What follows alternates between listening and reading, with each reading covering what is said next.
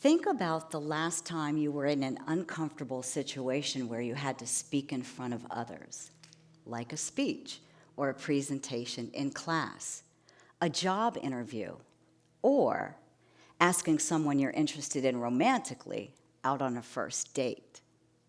Think about how nervous you were, how you thought you would never get through it, at least not very gracefully.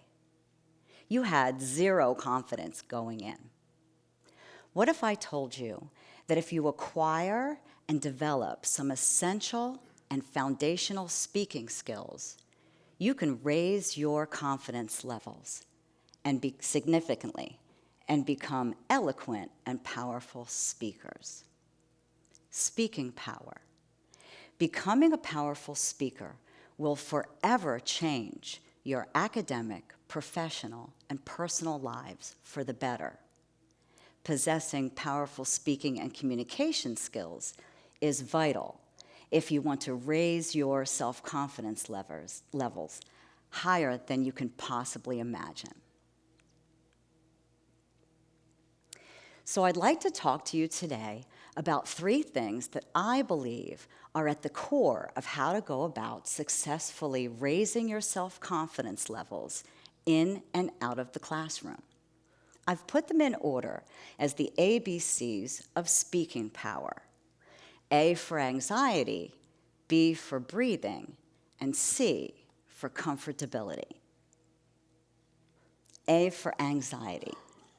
Statistically speaking, 3 out of every 4 people fear speaking in public more than they fear falling from great heights, financial ruin, sickness, and even death.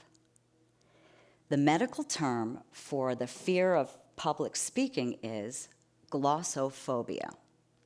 Possible symptoms are stuttering, quivering voice, complete mental block, nausea, upset stomach, dizziness, muscle tension, and cramps, blushing, sweating, pounding heart. Should I call an ambulance? These symptoms are a direct result of the fight or flight response. Most of you have heard about it or studied it, but let me describe what it means when it's happening to you in an academic setting, when you're about to give a speech or a presentation in front of your classmates and your professor. The fight or flight response is that rush of adrenaline you get that prepares you for danger. What danger? You're not going to duke it out with your classmates, your audience, and you're not going to run out of the room. You do that, and you possibly fail the assignment, right? When there is no real threat, and you're just stuck standing there, it can feel like you're going to lose total control of your body and your mind. And then the emotional meltdown usually follows. In preparing my students for speeches, I've come up with 3 things that I believe are at the core of how to go about successfully raising your self-confidence levels in and out of the classroom. First, to combat the fight or flight response, I have found the relaxation response. It's very similar to what people do when they prepare to meditate. Number 1, find a quiet environment. Number 2, employ a mental device, a sound, a word, an affirmation phrase, something that you can repeat either to yourself or out loud. Number 3, either close your eyes or fix your gaze on an object in the room. Number 4, choose a comfortable position to relax in. And number 5, start relaxing. So, when someone is breathing rapidly or hyperventilating, they're taking short, shallow breaths with little air getting in. they're not filling their lungs to capacity. When someone is breathing this way, their shoulders are also going up and down, and their muscles are probably very, very tense. But when you practice deep breathing, the results are tenfold in terms of what it can do to help you relax, focus, raise oxygen levels, support good heart health, and the list of benefits goes on and on. In preparing my students for speeches, I've come up with quite a few anxiety busters to help them remain in control of their body and their mind so that the relaxation kicks in and they can give interesting and engaging orations. Okay. Another exercise that helps you remain in control is called thought speed. Studies show that we speak about 120 words per minute, but we think 3 to 4 times faster than that. So you can be speaking and already be thinking about what's coming next and next and next.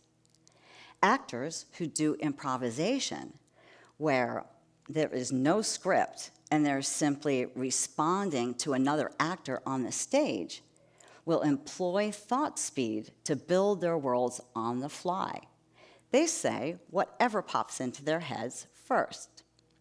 Many of my students use this speaking tool during their presentations to prevent the mental blocks from happening. Now, moving on. Once your anxiety is under control, it's smart to concentrate on your breathing.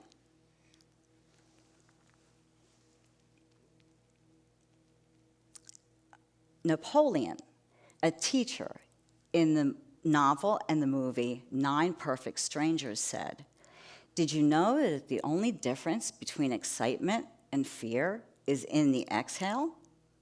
If you think about it, when someone is breathing this way, I said this already, they're taking short, shallow breaths with little air getting in, and they're not filling their lungs to capacity.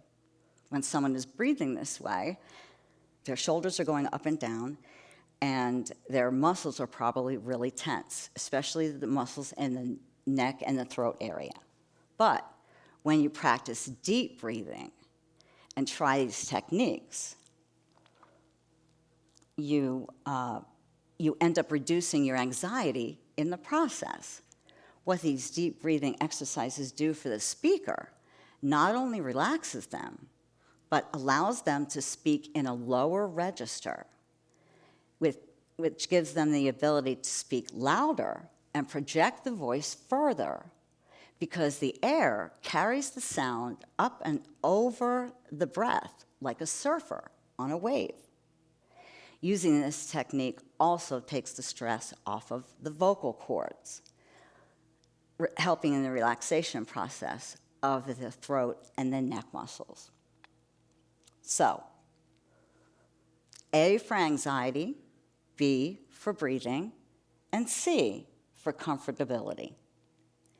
3 times during the semester, I meet with students on Zoom for one-on-ones, where I'll ask them how they've been feeling about their delivery skills that they've been working on through presenting their speeches.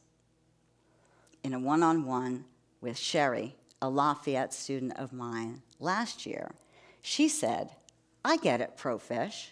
Oh, that's my nickname. They call me Profish. "I get it, Profish. You're teaching us how to be comfortable with being uncomfortable." Mind blown. That's exactly what I'm doing. I learned so much from my students. So, the next time you feel yourself in an uncomfortable position where you have to speak in front of others, think about using some of the reset techniques I talked about today. Remember that the only difference between being all stressed out or filled with excitement and joy is in the exhale. And just know that if you learn how to be comfortable with being uncomfortable, great successes are in your future. Raising self-confidence levels in and out of the classroom, that is an idea worth spreading. Thank you.